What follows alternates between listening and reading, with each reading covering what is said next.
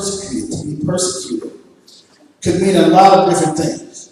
All right? There's a lot of different ways to be within persecution, okay, of being persecuted. Okay, so you got the dramatic way of being persecuted, which is unto death, and then you have the more shallow definition or understanding of being persecuted, which is just simply being disliked, okay, or not being welcome. Those are persecutions also. All right, so we're going to kind of define it according to the Zondervan and the Strong's Concordance, and kind of give some explanations to what it means scripturally, and then kind of share a couple of different ideas personally, in regards to what that term means. Okay, define it out. Okay, it's Greek 1377, and what I have here is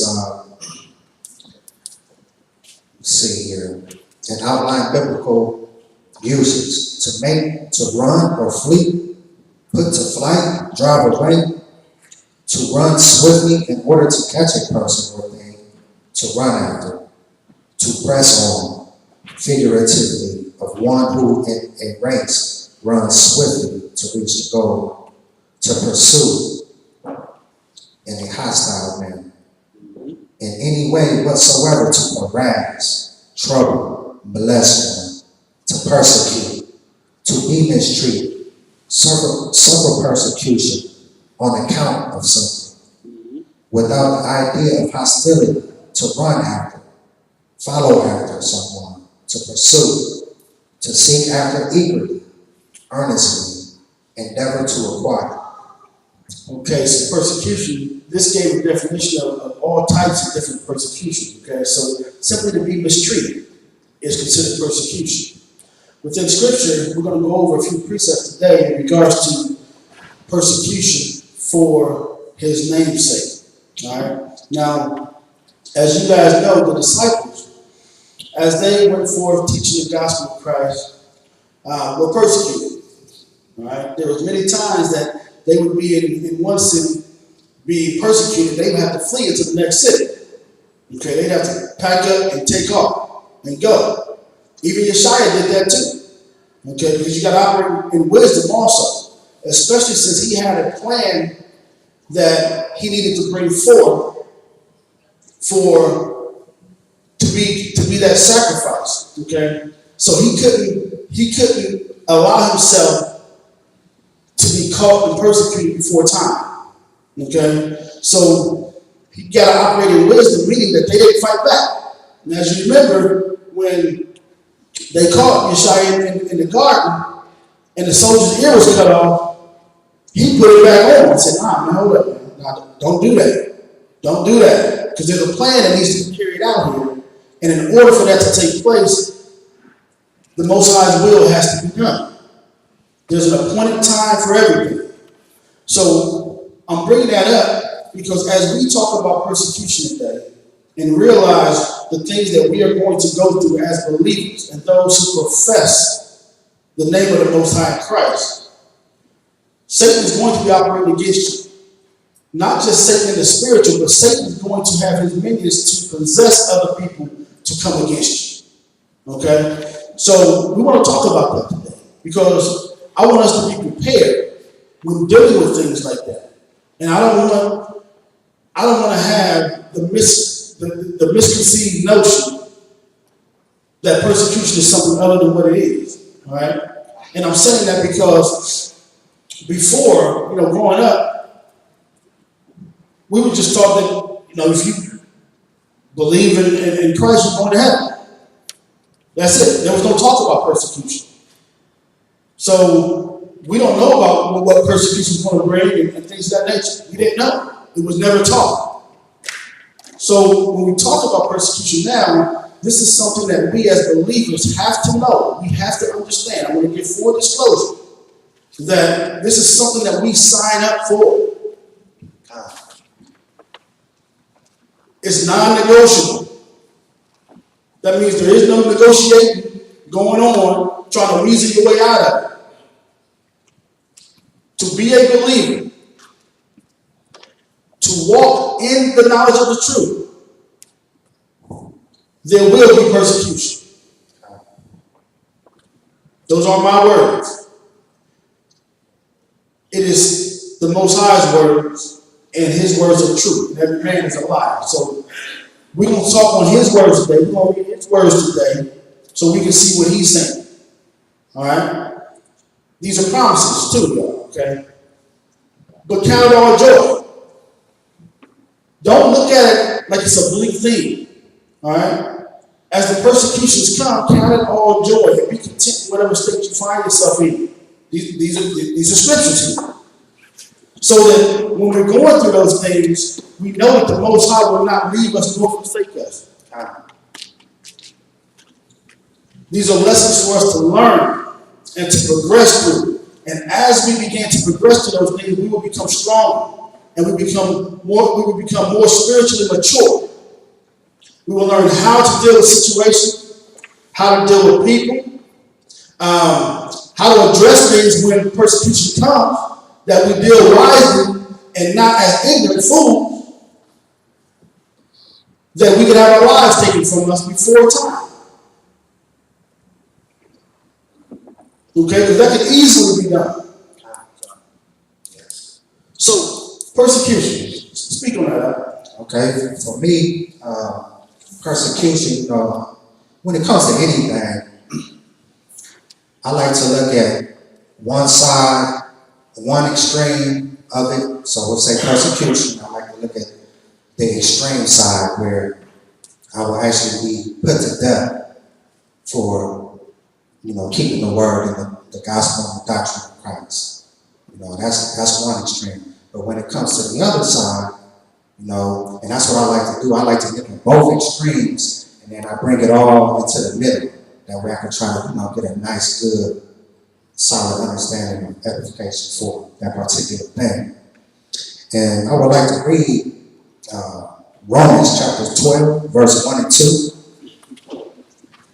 It says, I beseech you, therefore, brethren, by the mercies of the Most High, that ye present your bodies a living sacrifice, holy, acceptable unto the Most High, which is your reasonable service. Verse 2, and be not conformed to this world, but be ye transformed by the renewing of your mind, that ye may prove what is that good and that acceptable and that perfect will of the Most High. And the reason why I read that is because, like I say, the understanding of the extreme part, which is being put to death, that's where I'm at with it. I understand that. I got that. But presenting myself a living sacrifice on a daily basis, it's like I suffer persecution because I don't allow for that old man to creep back in. On a daily basis, that old man, he be trying to come back. There be times I want to go smoke some blunts. There be times where I want to, get a bottle and turn on some shots. But I know that I present myself a living sacrifice, and I'm not going to do those things. But it hurts. I gotta fight and not do that. And to me, that's that other side of persecution that I experienced daily. Come. That's right. And it's okay that we talk about it. We got to talk about these things. As a body, we got to have some understanding and know that the struggle is real. So that when you guys go through something, any of us go through something, we don't think that we're the only ones that's going through it. You're not the only one going through it. Everyone has a story, okay? And as we get to know one another even better, you learn what those stories are, how people overcame those things, or what they may have done that caused another situation to occur. But we overcome by testimony. So as we are conversing one to another, iron sharpens iron. So now we become strengthened to the point that we can overcome when those situations arise, or we know someone that's coming to a situation like that. We know how to deal with it. Okay? So Speak on persecution, huh? What that means to you. Well, like Jeremiah was saying, he's looking at it from one extreme to the next and bringing it in the middle. Like persecution for me is not necessarily that I changed my life and people saying, oh man, no, he think he all this or all that. Persecution with me is like would be dealing with from my past. I've been delivered from my past. I've always been one that's been in the street hustling and doing what I do, to now doing it righteous, working a job, learning skills and mechanics and stuff like that, fixing on cars, to where, the Most High gave me my own car dealership and stuff like that. So I was just meditating and looking back at myself and seeing that and understanding that in my past, I've always operated from like the lust of my eyes, dealing with pride of life, dealing with, a lot of people have different vices. See, like my vice was always, I went after money. I was always like the money man. So now doing it from a legitimate perspective and have to wait on the Most High to give me what He's going to give me. I even say, Father, you sure spoon feeding me. You know what I'm saying? From used to having a large appetite, some people might say I might like to find the things in life. No, I just like money and I can do whatever I want to do with it. If I want this, I want that. If I want to go here, go there. But now I got to wait for the Most High to really give me what He's giving me. And sometimes He give me this much, next month He give me that much, and I'm like, so now I start to get wiggle wobble, like, hold on, I got this bill to pay, that bill to pay, this to do, that to do, and it's coming up short. He said, well, that's why I made you save. But I'll be like, well, I don't want to touch that. I want you to make it happen over here. So what's happening now, it's like my faith. It starts to like, I'm taking off, not looking at the spiritual part of it, walking by the spirit and not walking by the sight part of it. And then, sometimes it'll make me uneasy, to where, so that's, and then that's a gate open now for the enemy to come in and start turning your mind this way and having this thought right here. And, my wife will watch me. She could tell. She can tell when I'm going to do it. And all I really have to do is just be satisfied. Simple as that. With what the Most High gives to me. So if I cause a persecution on myself, but the enemy still come in and do those things. And I'm telling you, that stuff that I'm dealing with even right now. But He's delivering me. I got to go back to look and see where He bring me. He shows me everything, how He guides me. So point blank, I just got to kick back and just let Him do what He's doing with me instead of me trying to do what I want to do or how I want to do it. So hopefully y'all got some understanding from that. We appreciate your testimony. Wow. Yeah, so there's somebody here, who understands exactly what he's talking about, right? We've all been in situations, a lot of us where, you're on that paper chase. And some people are willing to do just about anything to get it. But all praise and glory be to the Father that He's renewed our mind.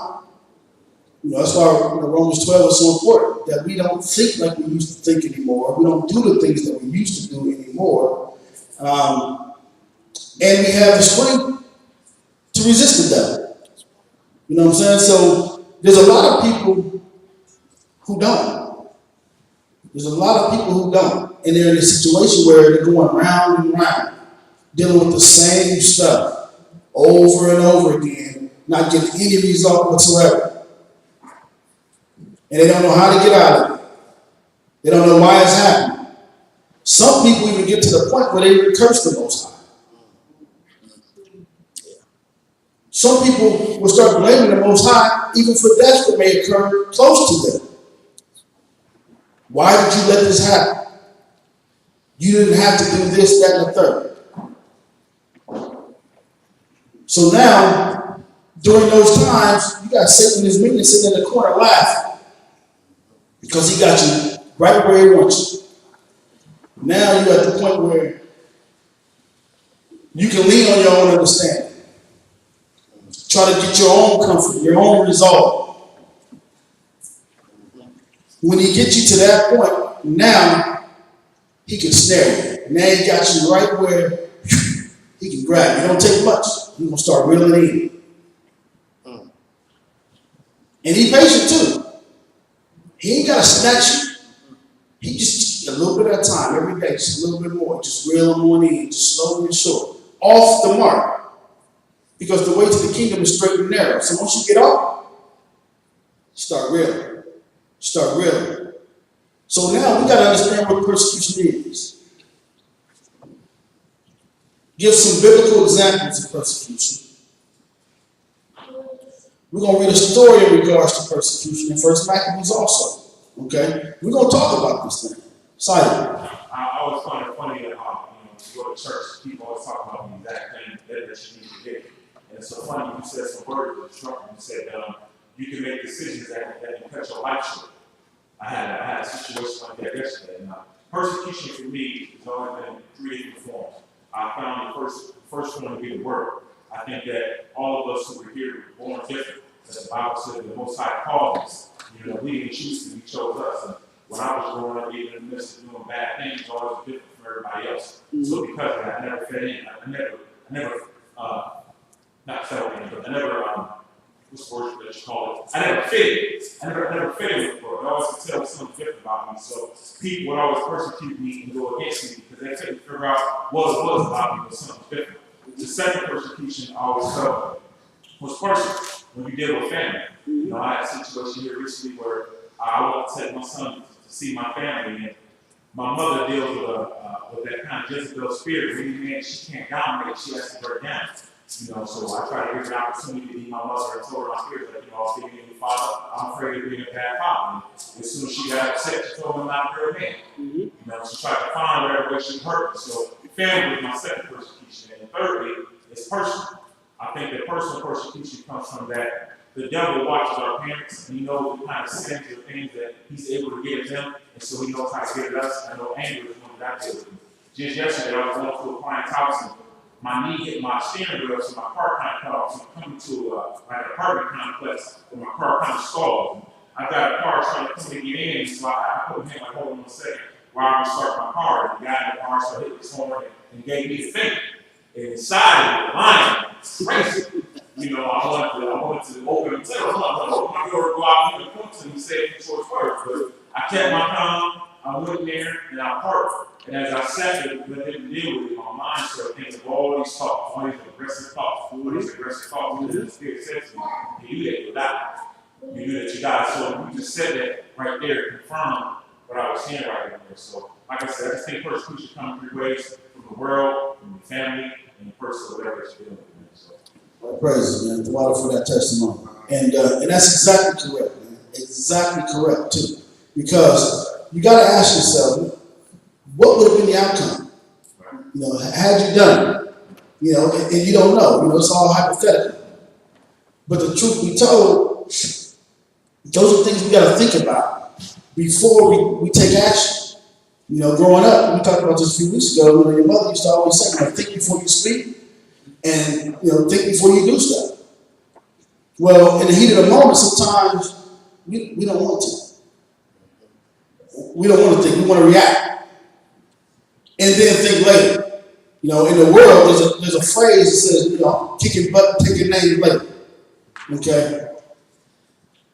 Well, let's put the cart before the horse. And that's exactly what Satan wants us to do, is to make decisions based off of emotions. Because those are emotional decisions. And no decision that's made on emotions is good. Ever. None of them. Okay? So, let's go to the book of Matthew, chapter 5, verses 10 through 12. Does anyone need a notebook? Does anyone need a notebook? If you need any notebooks, let me know. We'll get you a notebook. so we can take notes and write down the precepts, okay? That's Matthew.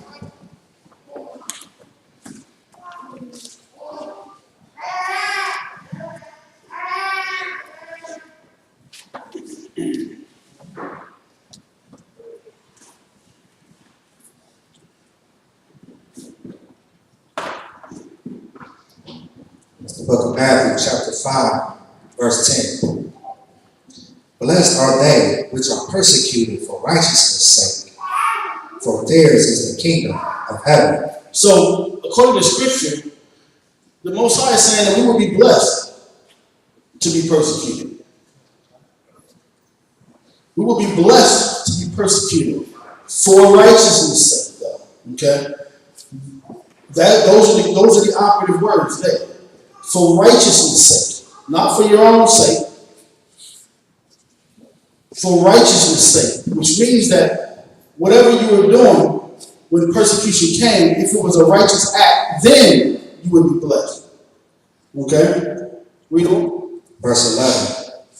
Blessed are ye when men shall revile you and persecute you, and shall say all manner of evil things against you falsely for my sake. Now, when we did our series on the works of the flesh, there was a term in there called reveling.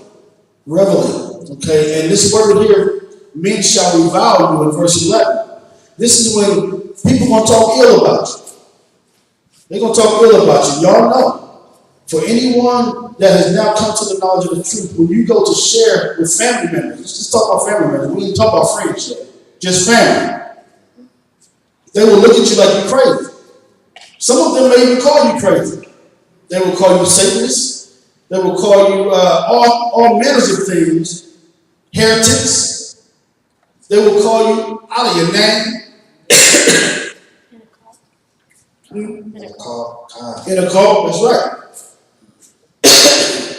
something I would like to put in there too, just speaking on, being persecuted by family.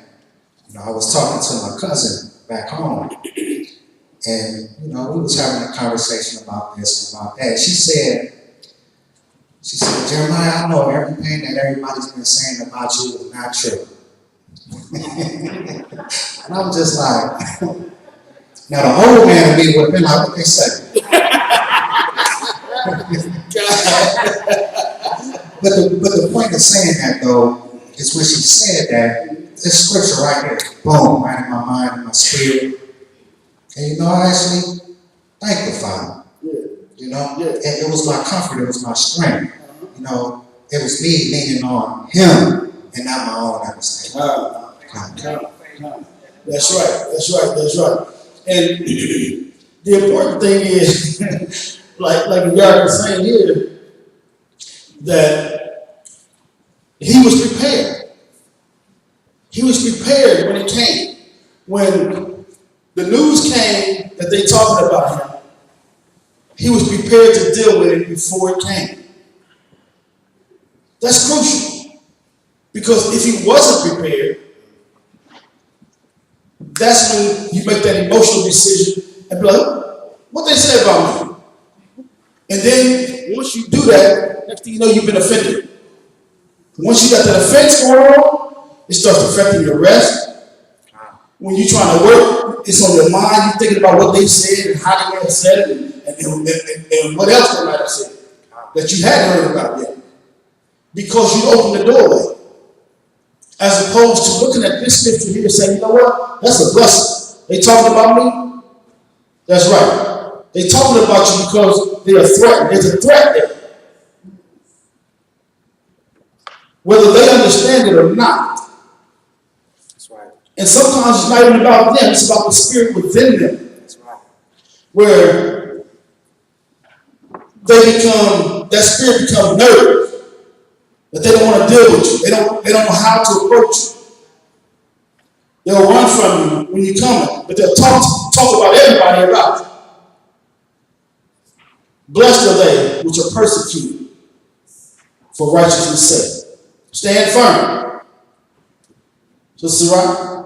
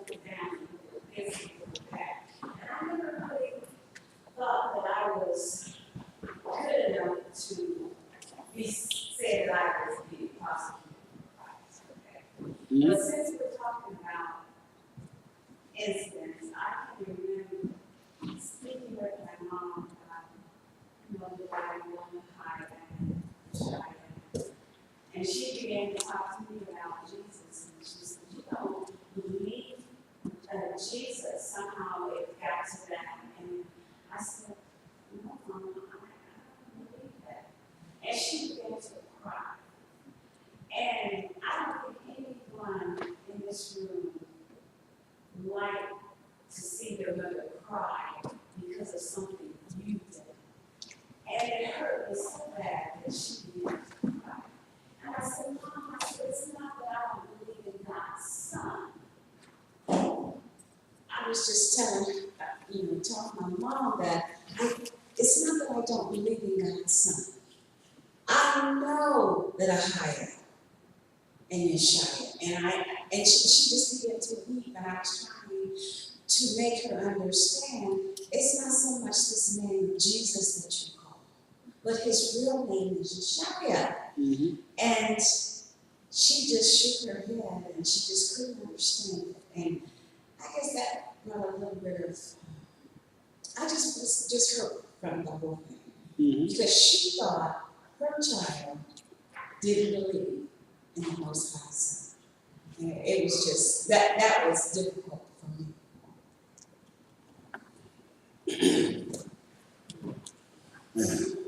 Water Sister Rock for sharing that too, by the way.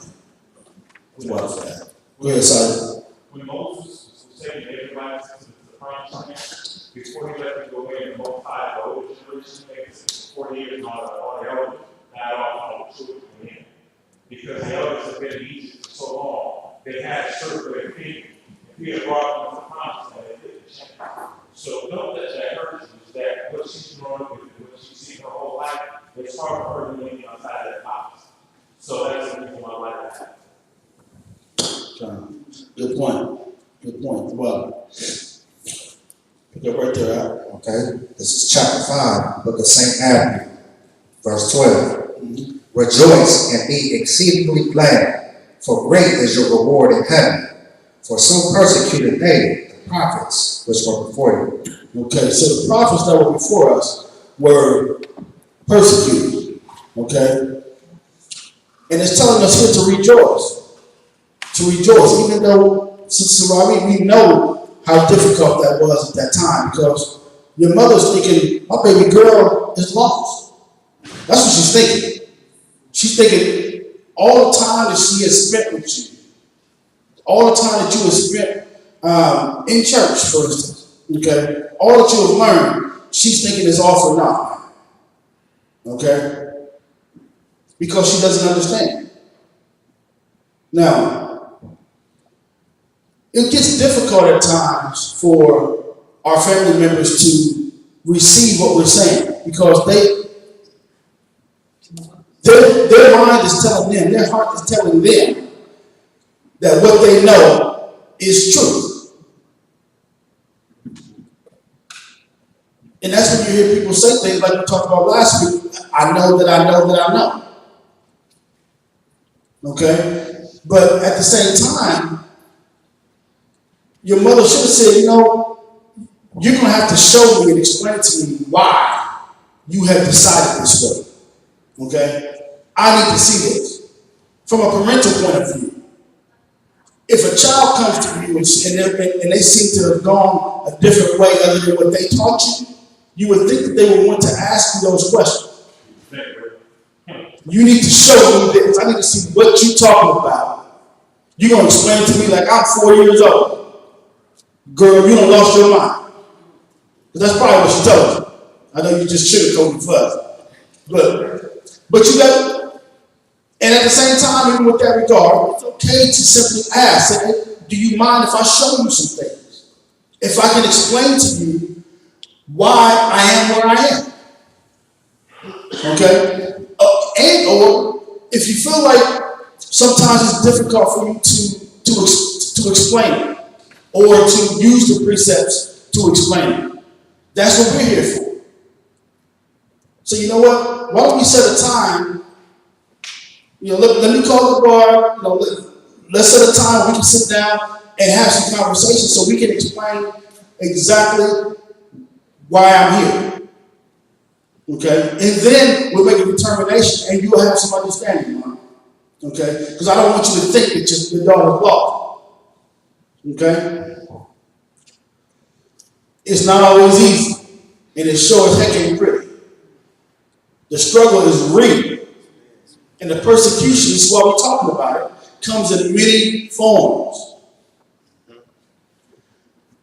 But we got to rejoice in the process of it. This is Bible, y'all.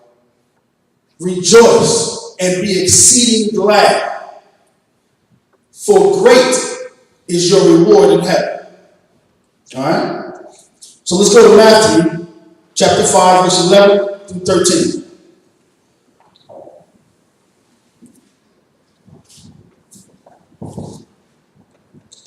Matthew chapter 5, 11 through 13. 11 read. Blessed are ye when men shall provide you and persecute you, and shall say all manner of evil against you falsely for my sake. Rejoice and be exceedingly glad, for great is your reward in heaven. For so persecute they the prophets which were before you. Ye are the salt of the earth, but if the salt have lost its savor, wherewith shall it be salted? It is then for good for nothing, but to be cast out and to be trodden under foot of men. So as you see, the scripture we just read just validated what we read in Matthew 5:10. Okay? Those are precepts. When you think you got an understanding of something, go to another verse in scripture that validate and confirm what you just said, right? So now you know that you reading the words, blessed are ye, and to rejoice isn't just something that you say, man, it sounds good, I'm gonna just pick with that, and I'm gonna just eat off the buffet today. All right? This is the message that the Most High was trying to get to you right here. There's no private interpretation. And an example of that, a precept for Matthew 5 and 11 will be 1 Peter 4 and 14. And it reads, if ye be reproached for the name of Christ, happy are ye, for the Spirit of glory and of the Most High resteth upon you. On their part is he evil spoken of, but on your part he is glorified. Sister Sarai, that's for you. Okay? That's for you right there. So happy are ye. Stand there for it. Okay? And that's exactly what we need to do. So, ye are the salt of the earth. Salt provides flavor. If that salt is weak, like iodized salt versus sea salt, if it's weak and it's lost its savor, you want to throw it out. It ain't no good. This ain't provide enough flavor for me. Let me get rid of that. I need to go give me some Himalayan sea salt, because you can use less of that and get more flavor than you can a whole handful of iodized salt. 72 minerals too, that's right. It's something about the purification, isn't it? That's right. So, and to be trodden underfoot of me. So this is an expectation that they're going to speak on us, ill about us. As a matter of fact, verse 11 said that they shall say all manner of evil against you falsely. Falsely. So they're speaking against things that they think they understand when they don't really understand anything. That's the problem. The scriptures tell us that in all thy getting, get understanding. So if people don't understand what you are saying, they should simply ask you to explain it to you. If they're reading scripture, they would realize that the Bible says to prove all things. All things. We need to sit down and go through and prove what we are saying. Prove it. The truth is the truth. You don't have to defend that. But prove it. In the midst of the persecution, it's coming. It's going to happen. It's going to ramp up too. We're going to talk about the governmental piece in this as well. because, you know, if you guys are familiar with what's been going on in the news and, you know, what you see going down the street with all these military vehicles coming down the road and police no longer looking like policemen anymore, but looking like military. There's all kind of things that are ramping up that if you have eyes to see and ears to hear, you become more familiar with these things and realize that, man, martial law is coming. They are implementing and planning right now. They are getting prepared right now. So this persecution, we're talking about this because we need to be prepared also for the persecution that is coming and understanding and realizing that they know who we are. So the persecution that is being planned is for you. How do you protect yourself from this stuff? And what do you do in the process knowing that it is coming? We just read about it. Rejoice. Be glad. You are blessed. Knowing is half the battle. Believing completes it. All right? Believing completes that circle. When you believe something, you do it.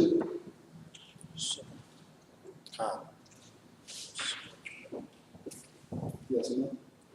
Let's go to Matthew 10, 22 through 24. St. Matthew chapter 10, verse 22. And ye shall be hated of all men for my name's sake. But he that endureth to the end shall be saved. Now, we know that he that endures to the end, the same shall be saved, right? So we got to endure to the end and not allow the hatred that all men have. It says all men here. It didn't say some. It says all men have for his name's sake. We have to endure to the end. That means we got to receive and take it all on. But we can't be moved. And the end result of that is we shall be saved. We shall be saved. Remember I said earlier on that the Most High word be true in every man alive. This isn't the bar saying you're going to be saved. We read it from the word.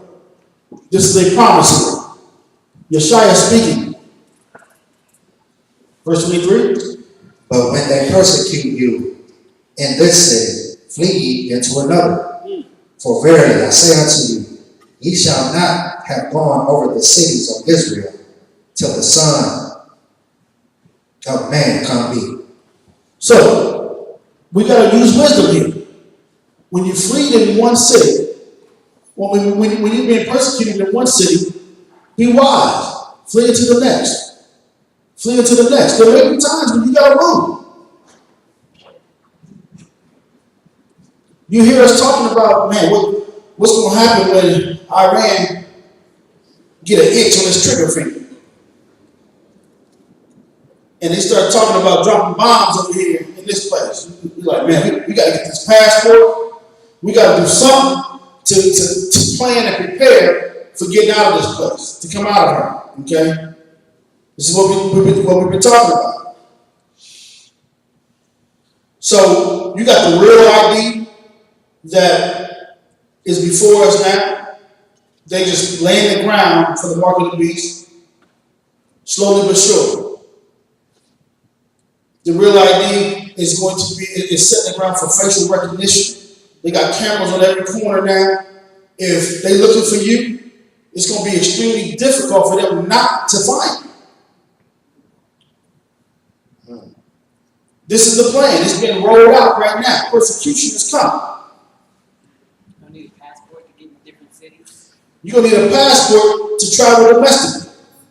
Not just internationally, but going from state to state. Show me your papers. Or even say, yeah. Show me your papers. Show me your papers.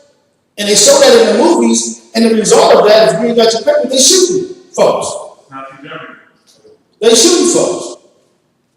Don't think that that's just for entertainment that they're showing that. They let you know up front that's for disclosure. That is a public notice by showing you that, even through a movie, that this is what the plan is. If you don't realize that, put the pieces together, then that's you coming up short. We're talking about it because we don't want people to come and be caught without being prepared for what these guys are planning. And they say now that like 9 times out of 10, you can't show papers and stuff like that. You really not aligned with their system. Mm-hmm. And if you're not aligned with their system, you're already on the list with eradication. That's right. Yeah. And real quick too, verse 23, it has me thinking of something. Mm-hmm. Because I know there's doctrines out there saying, Israel is the place to be. Oh, yeah. Which one? But it says right here, but when they persecute you in this city, flee into another. For verily, I say unto you, now this is Shire, y'all, ye shall not have gone over the cities of Israel. That's right. You should not have gone over the cities of Israel Till the Son of Man be come. Shire taking us in Israel. He is going to take us back into the land. Huh? This is the verse we just read. This is Matthew 10:23. Okay. Zamar, you have something you want to add? Yeah, speaking on the real ID, that's been in effect for the past 7 years. Right. And we just haven't known it. Facial recognition, I mean, when you get your driver's license, you look at your driver's license. Mm-hmm. That's right. You got the star on your driver's license, and that's validated. You've had to renew your driver's license in the last probably 10 years. Yeah.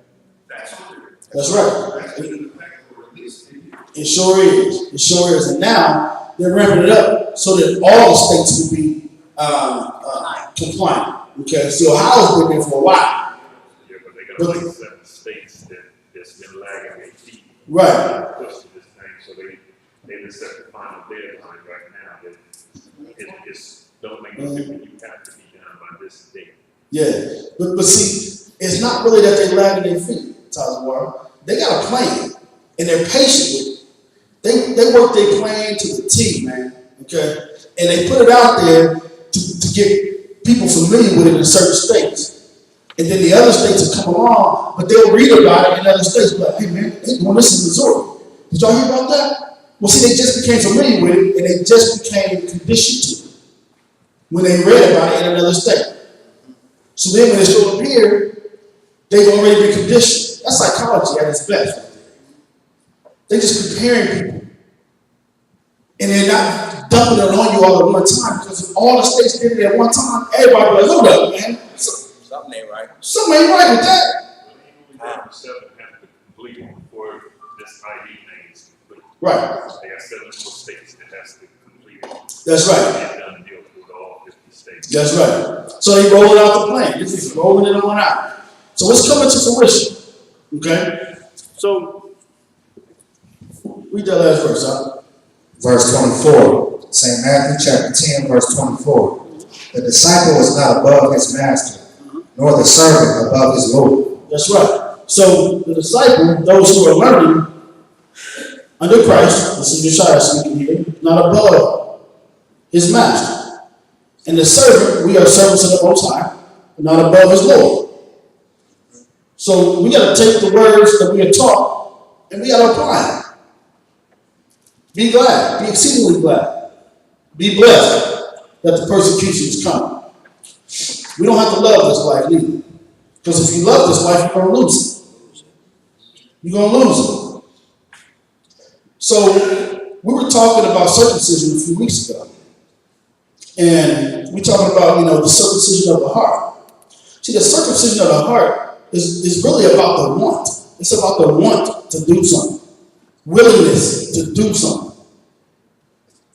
In the Old Testament, the children of Israel, they said that they were going to follow the laws. They said, we'll do this thing. When the blood was sprinkled upon the congregation, they said, we'll do it. We'll do all the words that you spoke this day. We'll do it. Think about this.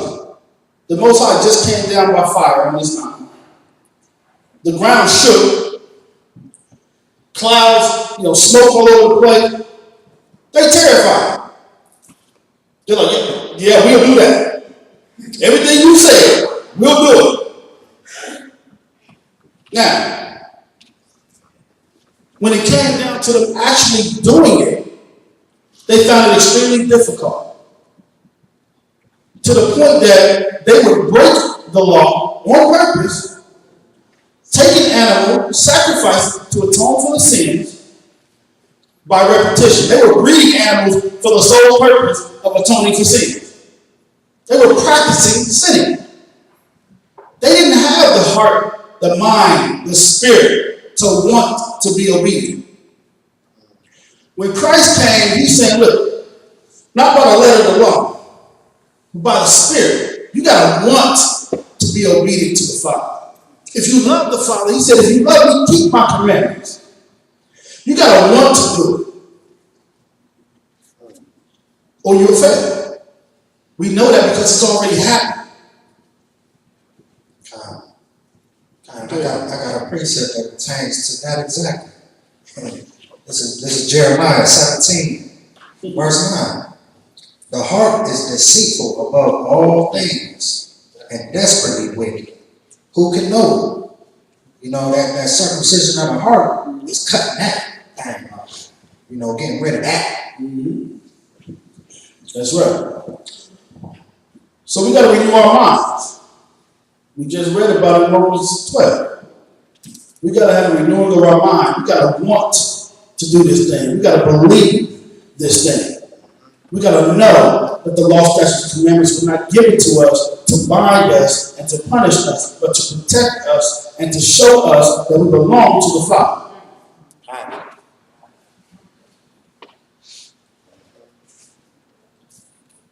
Dre? So that is the protection in the persecution.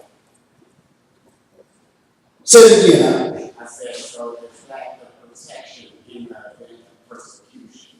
Okay, Dre said, is that protection from the persecution, right? Okay. Notice, the disciples walked with Christ. They slept with Christ. They ate with Christ. They listened to him. They believed in him. They believed the words that came out of his mouth. Right? They had him in the flesh with him, with them. And they were still persecuted. You follow me? They were still persecuted. Understand, the earth is given to who? To the hand of the wicked, right? Until Yeshua returns and start snatching crowns. So we got to endure to the end. We just read. Through all the persecution. So the encouragement behind that is simply this. Count it all joy. Be ye steadfast. Ye are blessed. Be exceedingly glad. All the things that we're reading right now.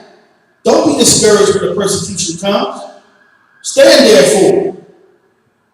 And know that the Most High is on your side. See, the law, statutes, and commandments is where the abiding in the shadow of the Almighty is. That's where it is. There's nowhere else.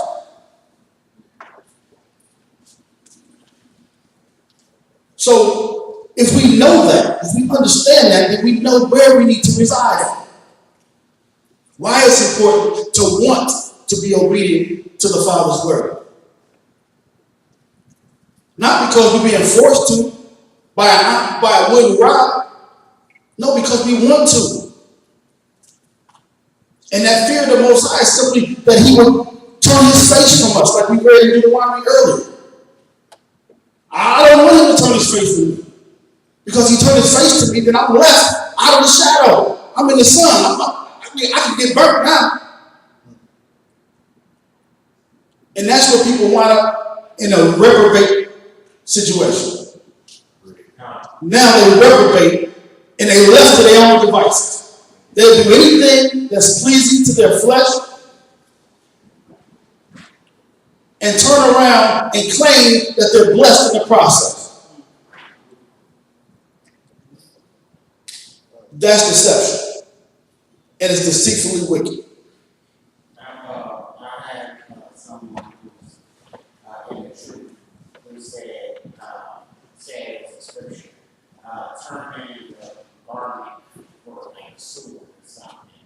So, is there like a time to like, I'm a pretty peaceful person, but it seemed like increasingly there come situations where my peace can be broken. Like, you gone too far, like, you can like dine in, let's say, your family or your household, where it's too far, like, less than, you go way too far, you come in beyond the parameter, where I'm feeling so peaceable, I wanna mess it up, type of thing, I'm just trying to find that thin line, that balance, to things, because I feel like I've always kind of been way more peaceable side. Yeah.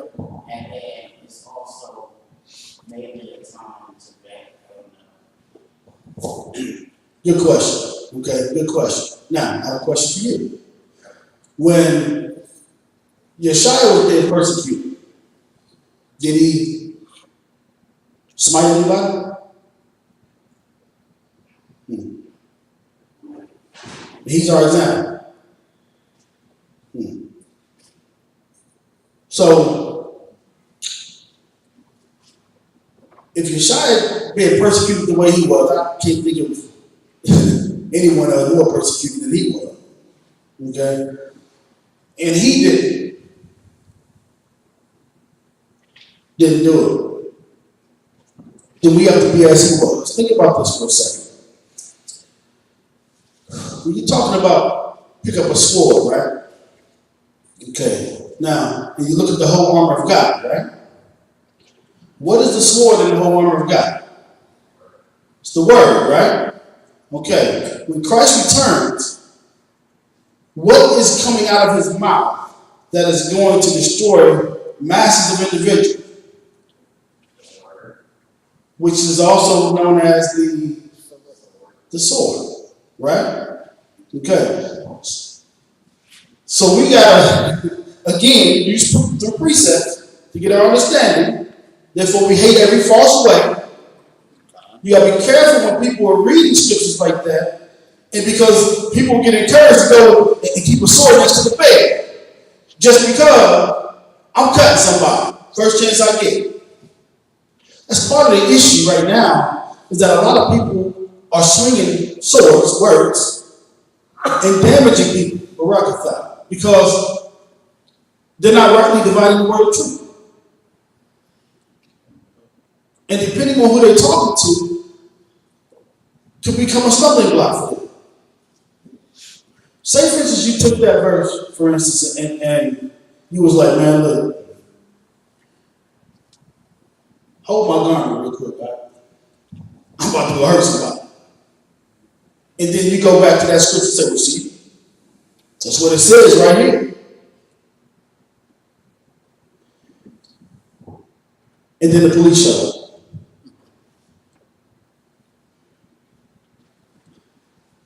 Will you still be able to stand on that word then?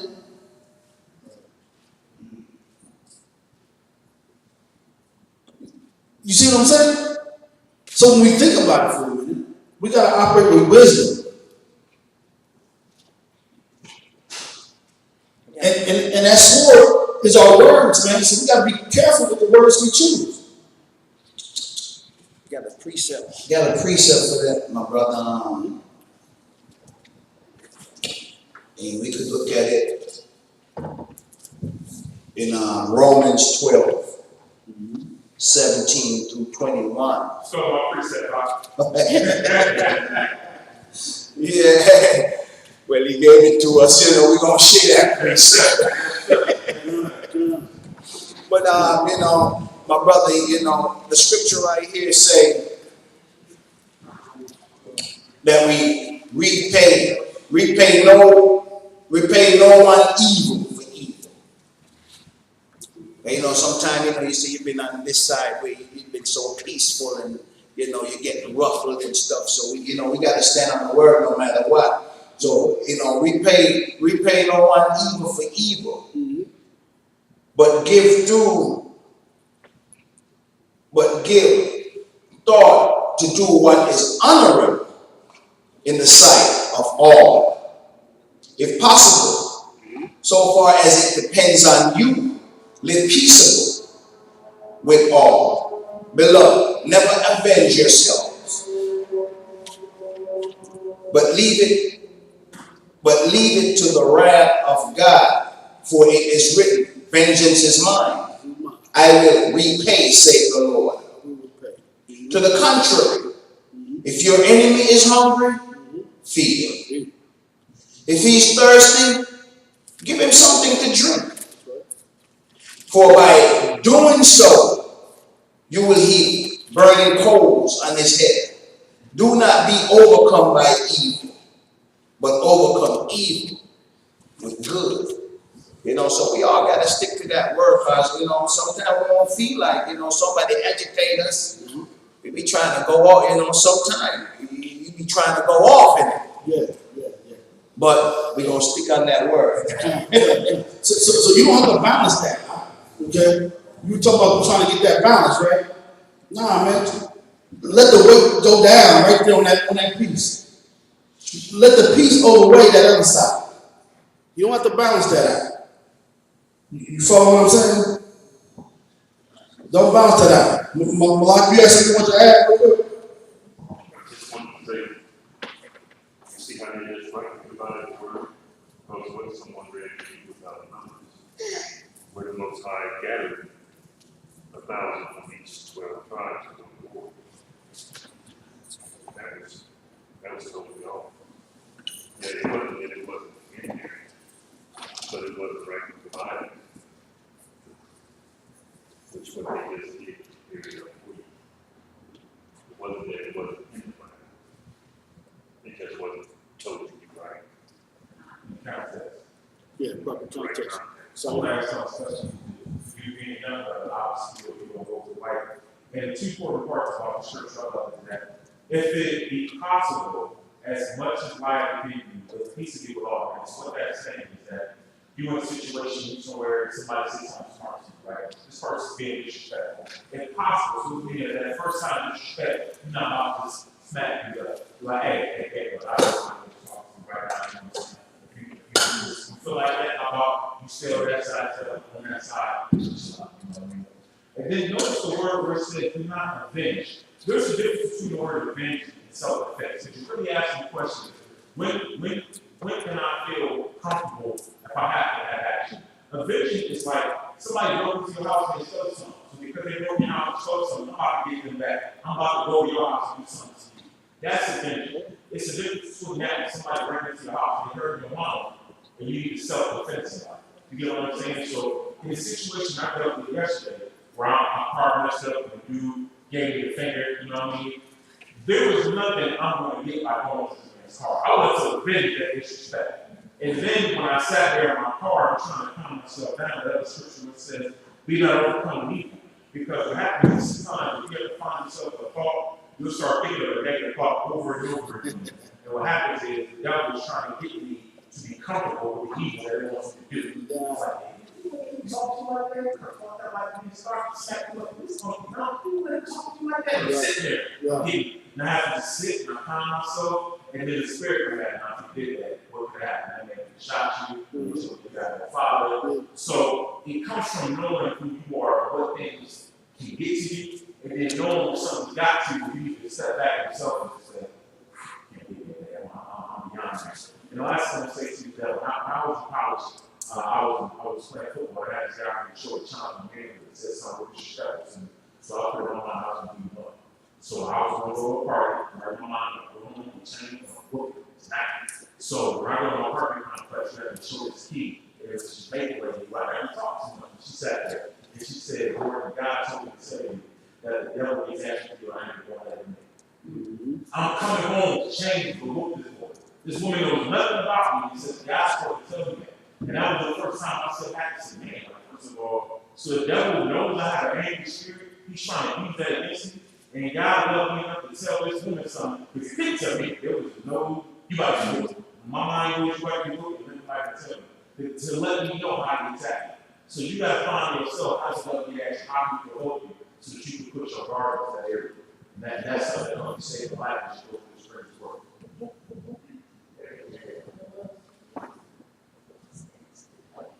John, the water for that, Mr. Canals? Matthew 10 and 24, is that basically saying, since Yeshua went through it, we have to go through it too? Through the, Persecution and, different things. yes, absolutely. Because as you know, we just read here in Acts 14:22. Read that out. Watch this. Acts 14:22. Strengthening the souls of the disciples, encouraging them to continue in the faith, and saying that through many tribulations we must enter the kingdom of God. That's right. So here, we got that tribulation that we know is coming. Okay, it's coming. Yeshua went through it. He's the example. So we got to go through the same thing, right? We gotta expect it. Not think it's strange when it shows up, right? So watch John 15 and 19. Read that out. Watch this.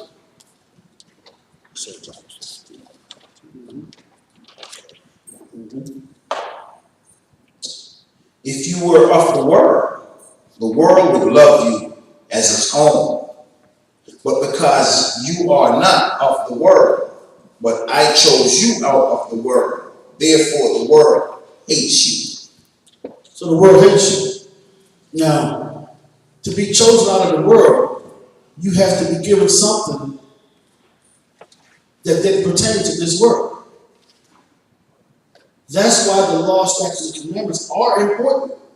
Because that is what separates us from the whole rest of the world. It's like oil and water. They don't mix. So when you have that understanding, you want, there's that word again, you want to be obedient to that word. You want to show the Father that you love. You want to be obedient because that's where the shadow of the Almighty is. That's where that abiding is. And if you were of the world doing worldly things, then the world would love you. They would accept you. They would give you all riches and glory. And I ain't talking about the glory of the Father. Let me clarify that. I'm talking about of this world. The glorifying things of this world is money, power, respect. They've made songs about it. Money, power, respect. That's the lie, that's the flesh. Exactly. And from them, from those three things, are a whole slew of things that come after that. Okay? Because under that respect is where pride is. And as we know, there's always pride before the fall. Now, what Cyber was saying about his situation yesterday, and what he was talking with, was, man, if I go, this dude talking about me like this, I need to go handle it. Showing who I am. Showing what he dealt with. Now, say for instance, there's three other people standing over there watching. And he catch eye, they like, and they look at him like, man, you got served, bro. He just dogged you. Next thing you know, that pride could have risen up. And he could have done some serious damage to his brother, which would have caused damage to him, his wife, his son, his ministry, and everything else. His job, all of that could have been affected in a moment's time. Sister Liza? Can you read Romans 2, 13 through 15? Certainly can.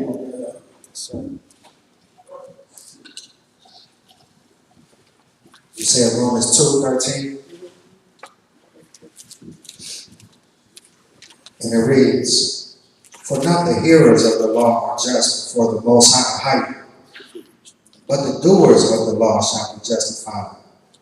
14, for when the Gentiles which have not the law do by nature the things contained in the law, These having not the law are a law unto themselves. 15. Which show the works or the work of the law written in their hearts, their conscience also bearing witness, and their thoughts, the meanwhile accusing or else excusing one another. Man, you picked a good one, sis. That's a good one. That's a good one, as my grandmother would say. That's a good one right there. All right, because that's exactly what we're talking about. Now understand, it made reference to the law being written on our hearts. Remember that one I was talking about? See, if it's written in your heart, you're going to want to do it. And it's there. It's in you to do. You got to work to not do it. Truth be told. You got to put forth effort to be disobedient. I remember growing up, man, mother used to say, you need to turn that frown into a smile. It takes more effort and more energy to frown than it does to smile. Right. You got to hold on to it. Like, you got to keep conjuring up them thoughts to stay mad. You got to hold on to it. You had a flashback there for a minute. God. So we're talking about these things for preparation purposes. Okay, so we are prepared when these wiles of the devil come forward. So we're not tripped up. We're not caught in a snare where it affects our walk. I have a precept about positivity persecution. You had to read the law earlier today. Deuteronomy 30:20. It said, for when I shall have brought them into the land which I swear to the fathers, that flow with milk and honey, and they shall have eaten and filled themselves and waxen fat, then will they turn into other gods and shall serve them and provoke me and break my covenant. So basically, what the Most High is saying here is that when you get comfortable, because things is good, Israel was eating good, their feathers got fat, they forgot what power it was, and they go and serve other gods. If you think about, if you look at the 50s, that our people, we was oppressed. We had Jim Crow, the ladies dressed the dresses, everybody. I won't say that we was a super holy people, but we were a lot more naturally righteous than we are today. Now we go to modern society, we've been integrated into society, we have our opportunity, we got more money among us, and now look at our people, the homosexuality, the wickedness, the tattoos on the faces. This scripture is exactly a point that when we get persecuted, when we have things happen to us, it reminds us who we are. It reminds us that spot that we need to work on. So I think persecution is actually a positive thing. Come. Which is why it says we will be blessed. For righteousness' sake. Okay? But for righteousness' sake is key. Not that we're being persecuted when we're doing some evil things. So we got to decipher between those two. Where we at? We at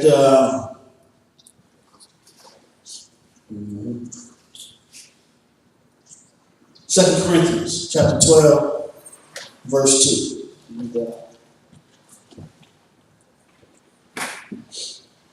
2 Corinthians chapter 12, verse 10. Verse 10, yeah.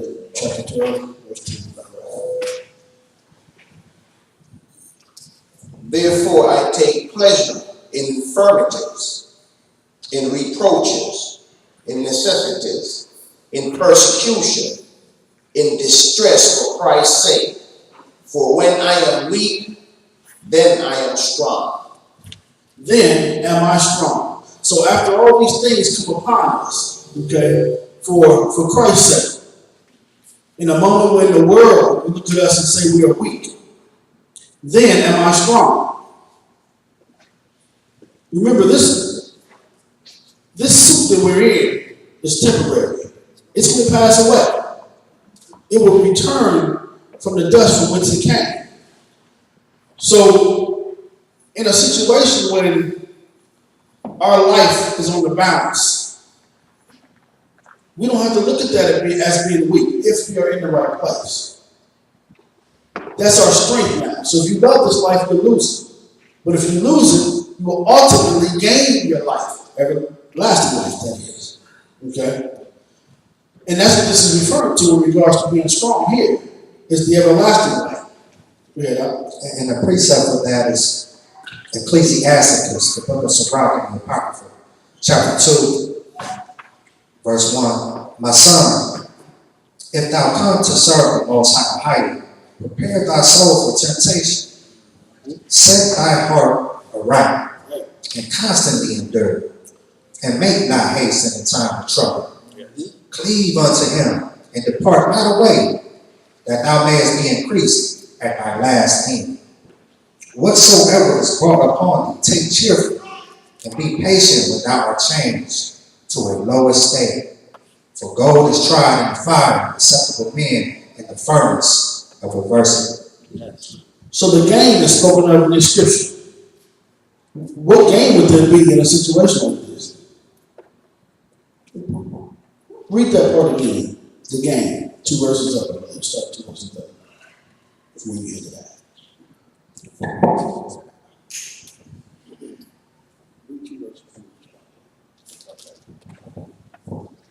Gotcha. Verse 3. Cleave unto him, and depart not away, that thou mayest be increased at thy last end. Okay, so that you will be increased at your last end. Now, you get ready to die. I mean, you at the end, and it's talking about increase. What increase would that be? Other than eternal life. That's the increase. This is what we were just reading in regards to then am I strong. That's when the increase comes, is when the world might think you're in a weak state. The world look at it and say, well, you on your way to die. You on your way out. You got nothing. But the scripture says that's where your increase is. Then you shall be increased. That's an encouraging scripture right there. If your perspective is where it needs to be. So we need to look at it, rightly dividing the word of truth, understanding that that increase is eternal life. You endure to the end. To the end. Your end is about to come. You've endured all to that end. Now you're going to have that increase. I get that increase. Revelation 2:10 also, encourage us to receive that increase. And it reads, do not fear what you are about to suffer. Behold, the devil is about to throw some of you in prison, that you may be tested. And for 10 days you will have tribulation. Be faithful unto death, and I will give you the crown of life. John. Be faithful unto death. Don't be afraid. Don't fear that. Don't fear that. We're going to read one story and we're going to close out. All right? We're going to go to 1 Maccabees chapter 1. 1 Maccabees chapter 1.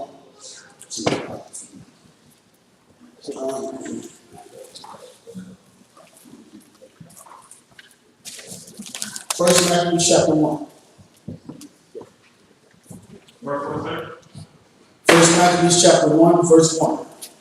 And it reads, and it happened after that Alexander, son of Philip, the Macedonian, who came out of the land of Chile, had smitten Darius, king of the Persians and Medes, that he reigned in his stead, the first over Greece, and made many wars, and won many strongholds, and slew the kings of the earth, and went through to the ends of the earth, and took spoils of many nations, insomuch that the earth was quiet before him, whereupon he was exalted, and his heart was lifted up.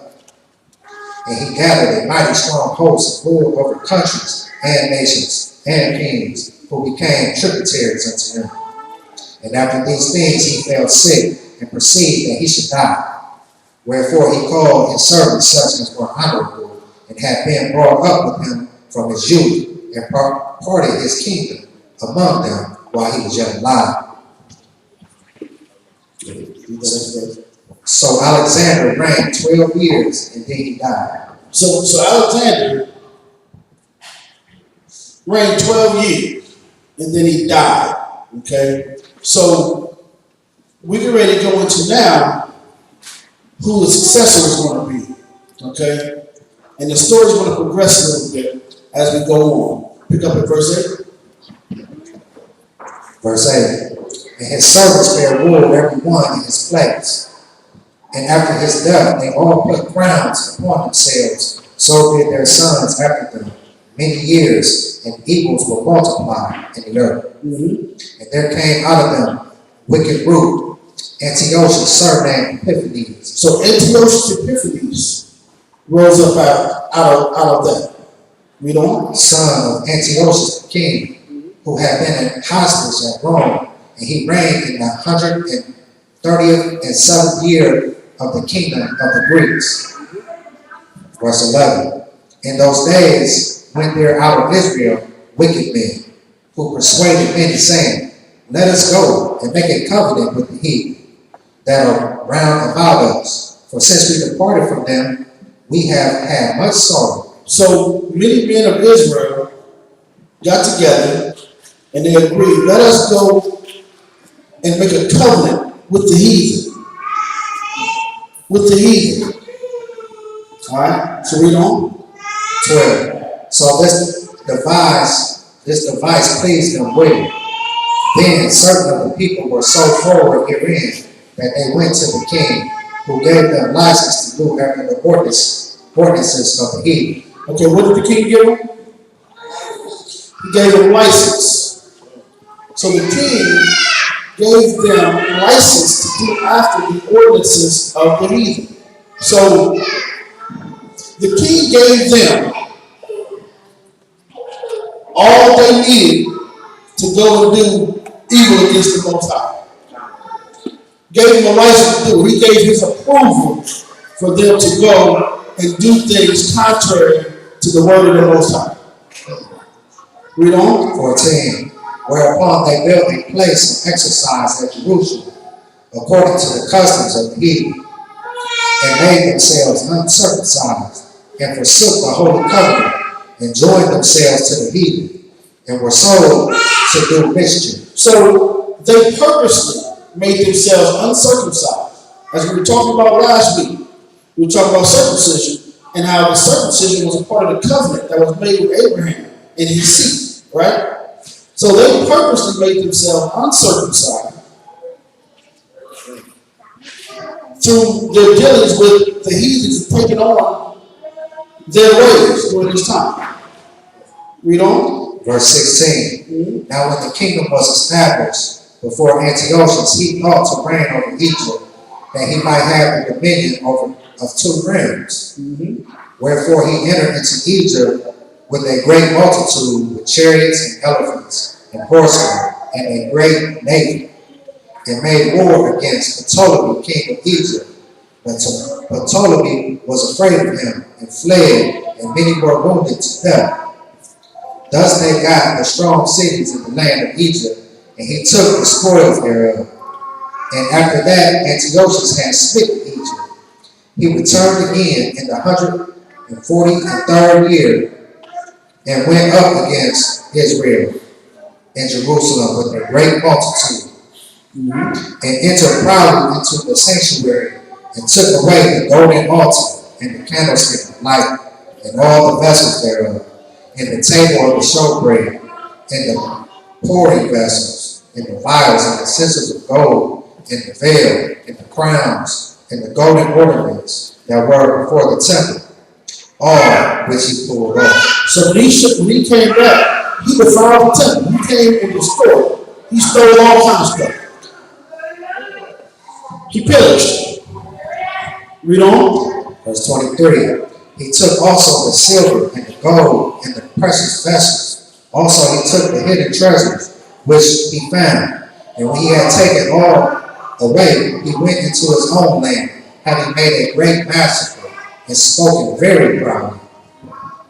Therefore there was great mourning in Israel, in every place where they were, so that the princes and elders mourned, the virgins and young men were made feeble, and the beauty of women was changed.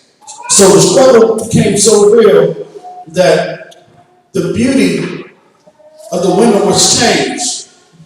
They crying so much that they were just looking daunted. They were daunted, exhausted. Read on. 27. Every bridegroom took up lamentation, and she that sat in the marriage chamber was in heaviness.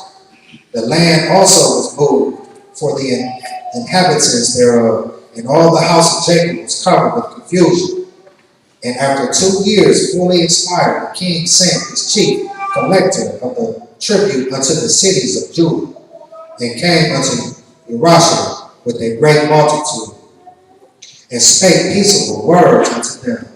But all was deceit, for when they had given him credence, he fell suddenly upon the city, and smote it very sore, and destroyed much people, Yasharah.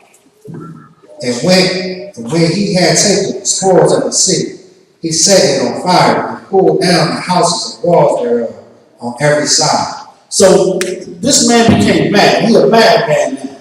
He destroyed the city on every side, set it on fire, destroying things. Read on. 32. But the women and children took they captive and possessed the cattle. Then builded they the city of David with a great and strong wall, and with mighty towers, and made it a stronghold for them. And they put therein a sinful nation, wicked men, and fortified themselves therein. They stored it also with armor and victuals. And when they had gathered together the spoils of Jerusalem, they laid them up there. And so they became a sore snare. For it was a place to live and to lie and wait against the sanctuary, an evil adversary to Israel. Thus they shed innocent blood on every side of the sanctuary and defiled it. So they was lying wait. They was sitting there waiting to murder innocent people and to defile the sanctuary. Read on. 38. Insomuch that the inhabitants of Jerusalem fled because of them, whereupon the city was made an habitation of strangers, and became strange to those that were born in her, and her own children left her. So remember when we was talking about when the persecution comes, it says flee into the next city. So here's a situation where the persecution is heavy. They defile the sanctuary. They're murdering innocent blood. The persecution is at the forefront. They made a decision. They had to leave the land. Read on. 39. Her sanctuary was laid waste like a wilderness. Her feasts were turned into mourning. Her Sabbaths into reproach. Her honor into contempt. It sounds familiar? Sounds like today, doesn't it? Yes, sir. Sounds exactly like what's happening today. Read on. 40. As had been her glory, so was her dishonor increased, and her excellency was turned into mourning. Moreover, King Antiochus wrote to his whole kingdom that all should be one people. He wrote to his whole kingdom that all should be one people. One people. That's interesting, because the powers that be are working diligently for the United Nations, that all will be one people. There's nothing new under the sun, family. Read on. 42. And everyone should leave his laws. So all the heathen agreed, according to the commandment of the king. Now, everyone should leave his laws. Now, we were talking earlier, Drake, about being in the shadow of the Almighty. The king wrote a decree saying that all men are to leave their laws. All the men of Israel, leave that law that y'all keeping, that y'all hold dear, leave it. by the order of the king. So now, you're faced with a decision. He's writing this decree in the city. So, do you stay in that city, knowing that this decree is written, and what's to come for those who decide to stay and deal with it? Because he's already a madman. He's already killing folk, innocent people. He's already defiled the sanctuary.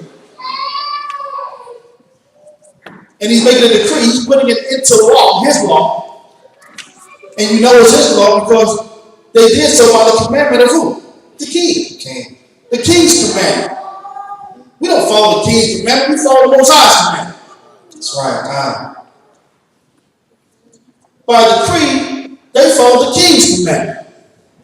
Read on. Verse 43. Yeah, many also of the Israelites consented to his religion. So many of us consented to his religion. Does that sound familiar to you? Many of us have consented to the religion that has been taught, to the belief that has been taught, to the spirituality that has been taught. Where is the knowledge of the truth? Where is the truth? People consenting to man's commandments, to what man is deemed, to man's feast days. And where's the Most High in this? Read on. And sacrifice unto idols and profane the Sabbath. So, come Easter, when you have that pig on Easter Sunday, after the service, after the Most High's word is being spoken, what's that sacrifice to? Whether you realize it or not. Whether you realize it or not, read the verse again. Verse 43. Yeah, many also of the Israelites consented to his religion and sacrificed unto idols and profaned the Sabbath. And profane the Sabbath. So you disregard the Sabbath day, bring forth an Easter Sunday, slaughter a pig. This is all this scripture here. It is written. And so many of us have no idea where it came from, how it happened, where we consented. This was all the plan, and it was way back here that this plan was devised. It wasn't when Bush was in order. It wasn't Clinton. It was way back here. Read on. 44.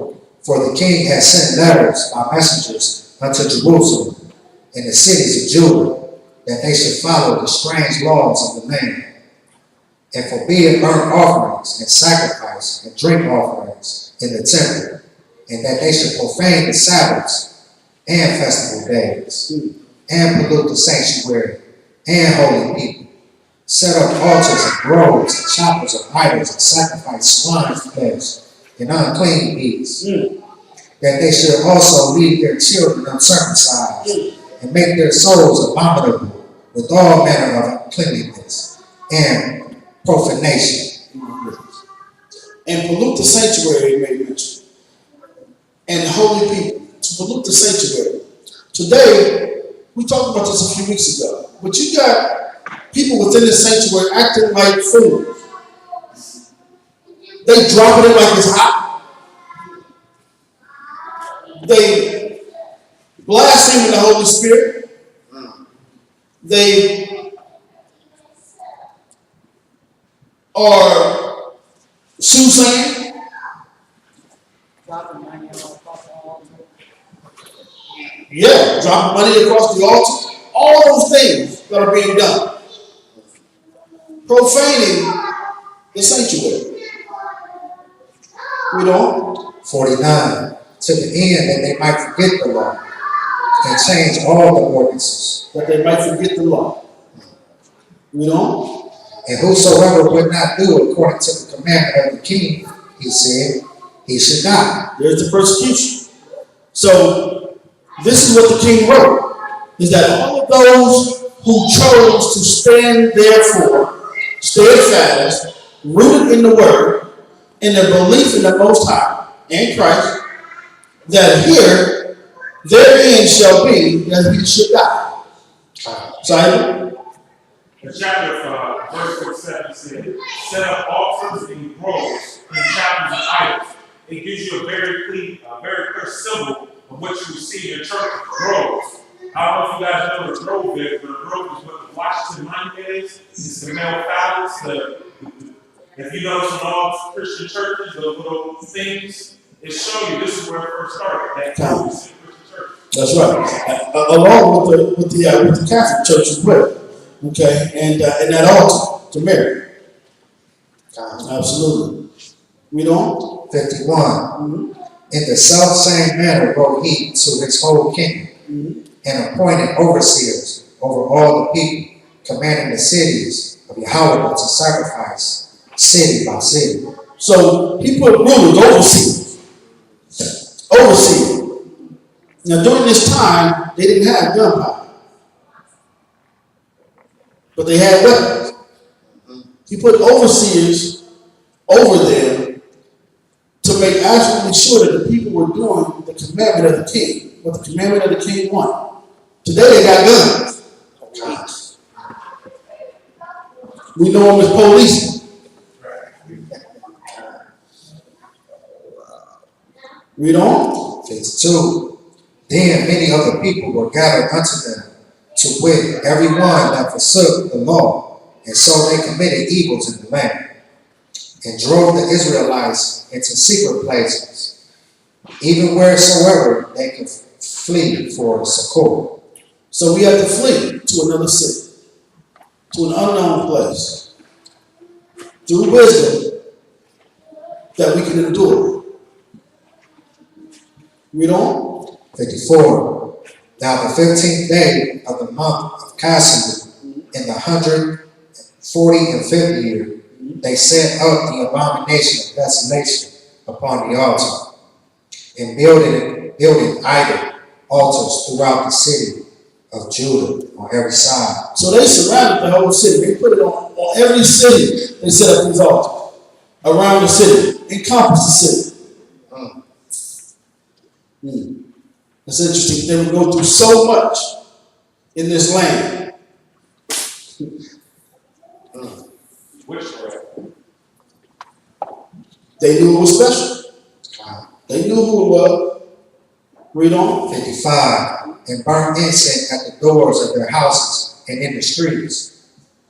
And when they had written in pieces the books of the law, which they found, they burnt them in the fire. So, they found books of the law. What do you think that was? It would be the Bible today. The books of the law. They knew that as the Torah. So, they found those. And what did they do to them? They burnt them with fire. So they would destroy the book of the law. It was a law that you couldn't have it. You weren't supposed to read it because you might start thinking, oh, maybe we should really do this. We don't want you reading it. Don't look at it. We're gonna kill you if you do. This time is coming again. That's right. It is coming again. They've already taken prayer out of school, and it's coming right now, and it's picking up speed. Read on. 57. And wheresoever was found with any, whosoever, Salakia, and whosoever was found with any, the book of the testament, or if any consented to the law, the king's commandment was that they should be put him to death. That was his commandment. So the king commanded that that person be put to death. If they committed the law, then whosoever was found with any of the book of the testaments. Read on. 58. Thus did they by their authority unto the Israelites every month, to as many as were found in the cities. Now, the 25th day of the month, they did sacrifice upon an idol altar which was upon the altar of the Most High. So read verse 58 one more time. Verse 58. Thus did they by their authority unto the Israelites every month. Sound like a quote, don't it? They did it every month, but they keep a track. Every month, they had a certain time frame to come in and take that talent. Every month. Sound familiar? Okay, pick up at 60. Verse 60. At which time, according to the commandment, they put to death certain women that had caused their children to be circumcised. So they found women who had children who were circumcised. So these women went against the commandment of the king. Read on. And they hanged the infants about their necks and rifled their houses and slew them that had circumcised them. Slack. So these animals hung the babies because the parents circumcised them to be obedient to the word of the Most High, the commandment of the Most High. Persecution. Read on.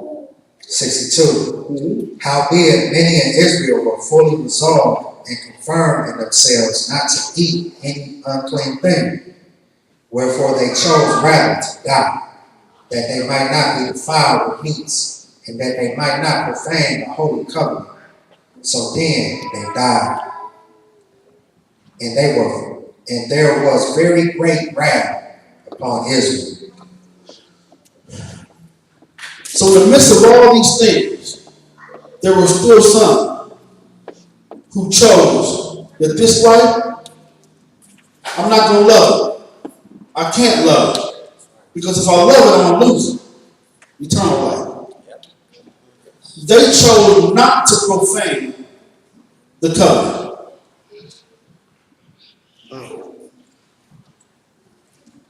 The disciples were here. They chose not to profane the covenant. As Yeshua is our example, he chose not to profane the covenant.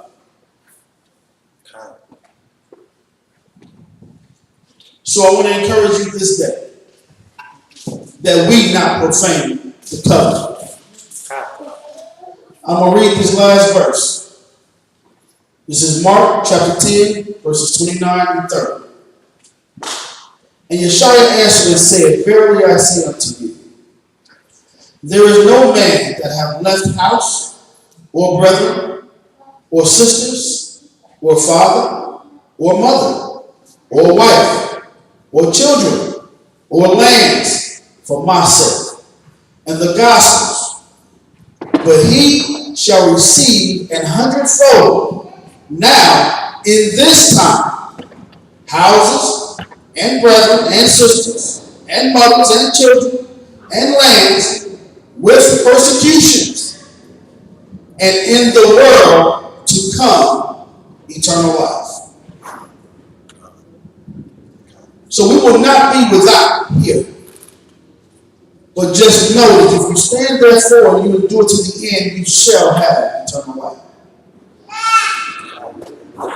Any questions? All praises. We got to understand it. All praises for that.